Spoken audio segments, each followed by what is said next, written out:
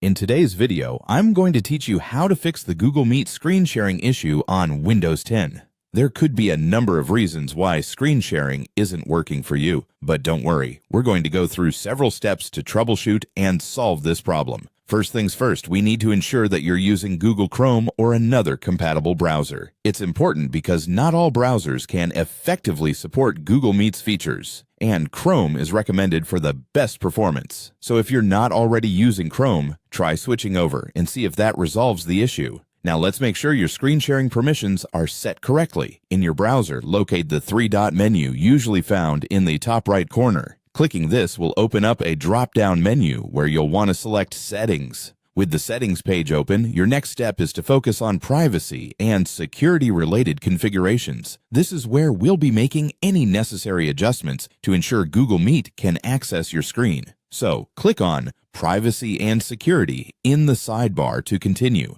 Next, navigate to Site Settings. This section governs what each website can and cannot do, such as whether it's allowed to show notifications or, in our case, share your screen. Scroll down until you reach the Permissions section. It is vital that the websites you need for Google Meet have the correct permissions enabled. Under Permissions, you should ensure that meet.google.com is allowed to share your screen. This setting is crucial. Without it, the site won't be able to access screen sharing functionalities appropriately. If it's not allowed, adjust the settings to grant the necessary permissions. Once you've verified and updated these settings, head back to your Google Meet meeting. In the meeting, there are host controls which require your attention. Simply look below for these controls and click on them. You'll find an option that allows contributors to share their screen. Make sure this toggle is turned on. If this setting is off, no one, including yourself, will be able to share their screen during the meeting.